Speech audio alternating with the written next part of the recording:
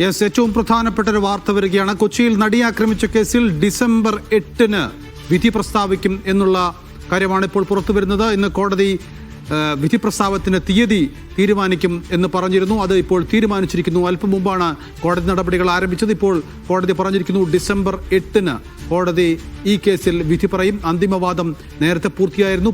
Prosecution ഉന്നയിച്ച സംശയങ്ങളുടെ നിവാരണമാണ് ഇപ്പോൾ നടന്നുകൊണ്ടിരിക്കുന്നത്. ഏതായാലും ഈ പ്രമാദമായ കേസിൽ വിധി പ്രസ്താവത്തിന് ഇനി ദിവസങ്ങൾ മാത്രമാണ് ബാക്കി. ഡിസംബർ 8-ന് കേസിൽ വിധി പറയും. കേസിൽ ആദ്യഘട്ടത്തിൽ ദിലീപ് അടക്കം 9 പ്രതികളാണുള്ളത്. പൾസർ സുനി 1-ാം പ്രതിയും ദിലീപ് 8-ാം പ്രതിയുമാണ് എന്നോർക്കുക. വളരെയധികം കോളിളക്കം സൃഷ്ടിച്ച കേരളത്തിൽ ഏറെ ചർച്ച ചെയ്യപ്പെട്ട കേസാണ് ഇത്. അതിൽ ഡിസംബർ 8-ന് വിധി പ്രസ്താവിക്കുകയാണ് കോടതി.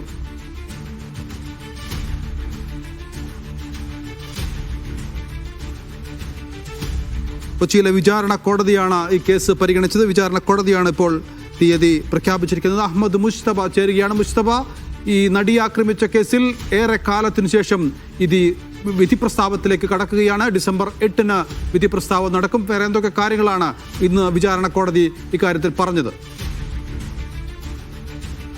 നൗഫൽ, കഴിഞ്ഞ ഏപ്രിൽ മാസത്തിൽ തന്നെ ഇതിന്റെ വിചാരണ നടപടികൾ പൂർത്തിയായതാണ്. അന്തിമവാദം ഉൾപ്പെടെ പൂർത്തിയായതാണ്. പിന്നീട് ഇനി ഈ കേസിന്റെ മറ്റു ചില നടപടിക്രമങ്ങൾ സംബന്ധിച്ചാണ് ഇതുവരെ നീണ്ടുപോയത്. കഴിഞ്ഞ 20-നും ഈ കേസ് പരിഗണിച്ചിരുന്നു. അതിനുശേഷം അന്ന് ഈ വാദം പൂർത്തിയായി കഴിഞ്ഞാൽ പിന്നീടുള്ള നടപടി എന്ന് പറയുന്നത് എന്നാണ് ഈ കേസിൽ വിധി പറയുക എന്ന് സംബന്ധിച്ച ഒരു ഡേറ്റിന്റെ ഒരു ക്ലാരിറ്റി മാത്രമാണ് ഉണ്ടായിരുന്നത്. അത് ബാക്കിയായിരുന്നു. അതെല്ലാ നടപടിക്രമങ്ങളും പൂർത്തിയാക്കിയ ശേഷം ഇന്നിപ്പോൾ വിചാരണ കോടതി അതിന്റെ തീയതി പ്രഖ്യാപിച്ചിരിക്കുന്നു. ഡിസംബർ 8-ന് കൊച്ചിയിൽ നടിയെ ആക്രമിച്ച കേസിൽ ജില്ലാ കോടതി, വിചാരണ കോടതി വിധി പറയും എന്നതാണ് ഈ നിമിഷം നമുക്ക് ലഭ്യമാകുന്ന വിവരം. എന്തായാലും 2017 മുതൽ ഒരു ദീർഘനാളിങ്ങോട്ട് നടത്തിയ ഒരു നിയമ പോരാട്ടത്തിന്റെ വിധി എന്താകുമെന്ന് ഡിസംബർ 8-നാണ് ജില്ലാ കോടതി ആ വിഷയത്തിലൊരു അന്തിമ ഉത്തരവുണ്ടാവുക.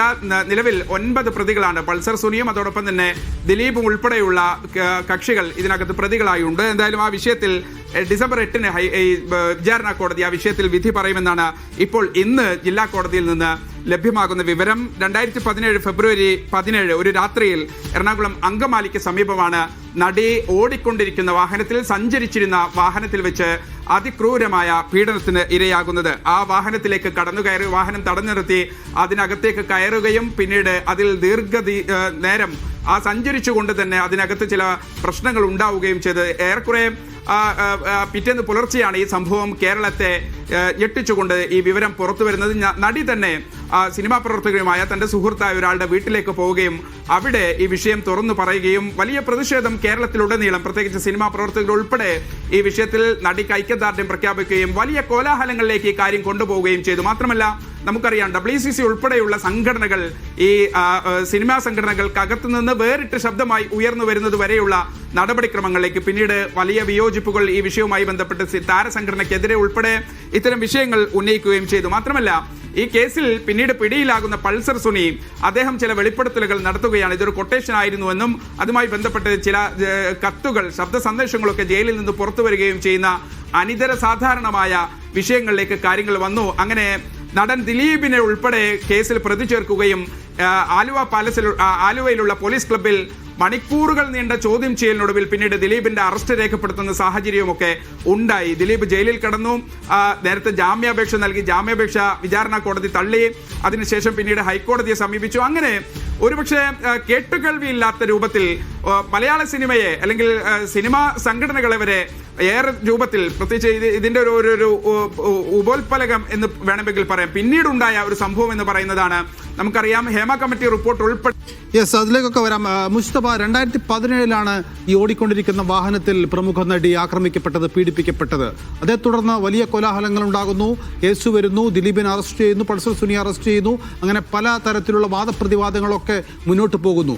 അപ്പോഴും തെളിവ് നശിപ്പിക്കാനുള്ള ശ്രമങ്ങൾ നടക്കുന്നു എന്നതടക്കമുള്ള ആരോപണങ്ങൾ പ്രതിഭാഗത്തിനെതിരെ വരികയും ചെയ്തിരുന്നു. എത്രത്തോളം പ്രോസിക്യൂഷന് ആത്മവിശ്വാസമുണ്ട്? അതായത് ഈ കേസിലെ പ്രതികളെയെല്ലാം ശിക്ഷിക്കപ്പെടും എന്ന് പറയാനുള്ള ആത്മവിശ്വാസം പ്രോസിക്യൂഷനുണ്ടോ? അതനുസരിച്ചുള്ള വാദമുഖങ്ങൾ നിരത്താനും അത് കോടതിയെ പരമാവധി ബോധ്യപ്പെടുത്താൻ ശ്രമിക്കാനും അവർക്ക് സാധിച്ചിട്ടുണ്ടോ എന്നുള്ളതാണ് ഏറ്റവും പ്രധാന ചോദ്യം. നൗഫൽ സൂചിപ്പിച്ചതുപോലെ ഈ വിഷയത്തിൽ പ്രോസിക്യൂഷനെ സംബന്ധിച്ച് പരമാവധി ലഭ്യമായ എല്ലാ തെളിവുകളും, അതിൽ ശാസ്ത്രീയമായ തെളിവുകളുണ്ട്. നമുക്കറിയാം മെമ്മറി കാർഡിന്റെ കേസിലെ ഒന്നാം പ്രതിയായ പൾസർ സുനി ഇപ്പോൾ കോടതിയിൽ നിന്ന് പുറത്തു വരുന്നതിന്റെ ദൃശ്യങ്ങളാണ് ഇപ്പോൾ കണ്ടുകൊണ്ടിരിക്കുന്നത്. ഒപ്പം മറ്റു പ്രതികളുമുണ്ട് എന്നാണ് മനസ്സിലാക്കുന്നത്.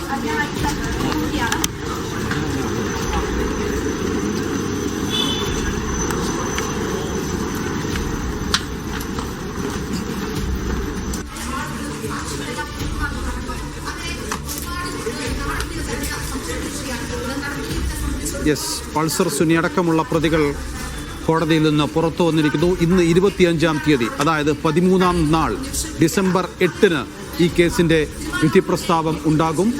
ദിലീപ് കുറ്റക്കാരനാണോ, പൾസർ സുനി കുറ്റക്കാരനാണോ, മറ്റു പ്രതികളൊക്കെ കുറ്റക്കാരാണോ അല്ലയോ എന്നുള്ള കാര്യത്തിൽ കോടതി വിധി പ്രസ്താവിക്കും. പ്രോസിക്യൂഷൻ ശക്തമായ വാദമുഖങ്ങൾ നിരത്തിയിട്ടുണ്ട്. പരമാവധി തെളിവുകൾ എത്തിച്ചിട്ടുണ്ട്. പരമാവധി മൊഴികൾ കോടതിക്ക് മുമ്പാകെ എത്തിക്കുകയും ചെയ്തിട്ടുണ്ട്. പ്രതിഭാഗവും അതുപോലെ തന്നെ പല രീതിയിൽ അവരുടേതായ രീതിയിൽ ഈ കേസിനെ ഡിഫെൻഡ് ചെയ്യാനുള്ള ശ്രമം അവർ പരമാവധി നടത്തുകയും ചെയ്തിട്ടുണ്ട്. അതുകൊണ്ട് തന്നെ കോടതിയുടെ വിധി പ്രസ്താവന വളരെ കേരളമൊട്ടാകെ ഉറ്റുനോക്കുന്ന ഒരു വിധി പ്രസ്താവമാണ് വരാനിരിക്കുന്നത്. ഇനി 13-ാം നാളാണ് ആ വിധി വരാനിരിക്കുന്നത്. അഹമ്മദ് മുസ്തഫ ഇപ്പോഴും തുടരുന്നുണ്ട്. മുസ്തഫ, നേരത്തെ പറഞ്ഞത് നമുക്ക് പൂർത്തീകരിക്കാമെന്ന് തോന്നുന്നു. പ്രോസിക്യൂഷൻ എത്രത്തോളം ആത്മവിശ്വാസം പുലർത്തുന്നുണ്ടോ ഈ കേസിൽ? ഈ കേസുമായി ബന്ധപ്പെട്ട് പ്രോസിക്യൂഷൻ തുടക്കത്തിൽ തന്നെ കൃത്യമായ തെളിവുകളുടെ അടിസ്ഥാനത്തിൽ, ഒന്ന് അതിജീവിതയുടെ പ്രധാനപ്പെട്ട മൊഴിയാണ്, അതിനനുസരിച്ച് സാഹചര്യ തെളിവുകളും ശാസ്ത്രീയമായ തെളിവുകളും പിന്നീട് ഈ അന്വേഷണ സംഘം കണ്ടെത്തുന്നു. വിപുലമായ ഒരു അന്വേഷണ സംഘത്തെ നിയോഗിക്കുകയും ചെയ്യുന്നു. മാത്രമല്ല ഈ കേസിൽ ഏറെ നിർണായകമായത് മെമ്മറി കാർഡ് ഉൾപ്പെടെയുള്ള ശാസ്ത്രീയ ഈ ദൃശ്യങ്ങൾ പകർത്തി എന്നതുൾപ്പെടെ ഈ കേസിന്റെ ഈ കുറ്റപത്രത്തിലുണ്ട്. അതായത് ഈ പീഡിപ്പിക്കാൻ ശ്രമിക്കുക മാത്രമല്ല, ആ ദൃശ്യങ്ങൾ മൊബൈൽ ഫോണിന്റെ മെമ്മറി കാർഡിൽ പകർത്തുകയും അതോടൊപ്പം തന്നെ അത് പ്രചരിപ്പിക്കാനുള്ള ഒരു ഗൂഢമായ താല്പര്യം ഇതിനകത്ത് ഉണ്ടായിരുന്നത് ഉൾപ്പെടെയുള്ള ആരോപണങ്ങൾ പ്രോസിക്യൂഷൻ ഉന്നയിക്കുന്നുണ്ട്. ആ മെമ്മറി കാർഡ് വളരെ നിർണായകമാണ് ഈ കേസിൽ. ആ മെമ്മറി കാർഡ് കണ്ടെടുക്കുകയും അതിലെ ദൃശ്യങ്ങൾ കോടതി തന്നെ നേരിട്ട് പരിശോധിക്കുകയും ചെയ്യുന്നത് ഉൾപ്പെടെയുള്ള നടപടിയിലേക്ക് പോയിട്ടുണ്ട്. കോടതിയുടെ പരിഗണനയിൽ ഇരിക്കുന്ന സമയത്ത്, കോടതിയുടെ കസ്റ്റഡിയിൽ ഇരിക്കുന്ന ഒരു സമയത്ത് ആ മെമ്മറി കാർഡിന്റെ ഹാഷ് വാല്യൂ മാറിയ വളരെ വിചിത്രമായ, അല്ലെങ്കിൽ സാധാരണഗതിയിൽ ഉണ്ടാകാൻ പാടില്ലാത്ത ഒരു കസ്റ്റഡിയിൽ ഇരിക്കുന്ന ഒരു മെമ്മറി കാർഡിന്റെ കേസിന്റെ തെളിവിന്റെ ഏറ്റവും പ്രധാനപ്പെട്ട മർമ്മപ്രധാനമായ ഒരു തെളിവ് എന്നുള്ള നിലയ്ക്ക് ആ മെമ്മറി കാർഡിന്റെ ഹാഷ് വാല്യൂ മാറി. അതങ്ങനെ സംഭവിക്കാൻ പാടില്ലാത്തതിനായിരുന്നു. അത് ചോദ്യം ചെയ്തുകൊണ്ട് ഈ നടി പിന്നീട് മറ്റു കോടതികളെ സമീപിക്കുന്ന ഒരു സംഭവമുണ്ട്. അങ്ങനെ അതുൾപ്പെടെയുള്ള ശാസ്ത്രീയമായ, ഞാൻ പറഞ്ഞു വരുന്നത് മെമ്മറി കാർഡിന്റെ ഒരു ശാസ്ത്രീയമായ തെളിവ് എന്നുള്ള നിലയ്ക്ക് അത് വളരെ പ്രധാനപ്പെട്ടതാണ് ഈ കേസിൽ. മാത്രമല്ല ഈ കേസിൽ ഗൂഢാലോചന നടത്തിയെന്നത് ഉൾപ്പെടെയുള്ള കുറ്റങ്ങൾ ദിലീപിനെതിരെ നിലനിൽക്കുന്നുണ്ട്. മാത്രമല്ല പലതവണ ദിലീപ് ഉൾപ്പെടെ ഹൈക്കോടതിയെയും സുപ്രീം കോടതിയെയും ഒക്കെ സമീപിച്ച സാഹചര്യങ്ങളുണ്ട്. തനിക്കെതിരായ കുറ്റപത്രം റദ്ദാക്കണം. മാത്രമല്ല ഒരിടയ്ക്കാണ് ബാലചന്ദ്രൻ മേനോൻ എന്ന് പറയുന്ന ബാലചന്ദ്രൻ എന്ന് പറയുന്ന സംവിധായകൻ ദിലീപ് പല തവണ ഈ കേസിൽ അന്വേഷണ ഉദ്യോഗസ്ഥരെ വധിക്കാൻ ഉൾപ്പെടെ ഗൂഢാലോചന നടത്തി പല നിഗൂഢമായ സംഭാഷണങ്ങളും സംസാരങ്ങളും ഒക്കെ താൻ നേരിട്ട് കേട്ടിട്ടുണ്ട് എന്നതുൾപ്പെടെയുള്ള കാര്യങ്ങൾ പലരും പ്രത്യക്ഷപ്പെടുകയും അപ്രത്യക്ഷരാകുകയും ഒക്കെ ചെയ്ത കേസാണിത്. ആ കേസിന്റെ വിശദാംശങ്ങൾ ഇനിയും നമുക്ക് ഒരുപാട് ഇവിടെ തന്നെ പറയാനുണ്ട്. ഇപ്പോൾ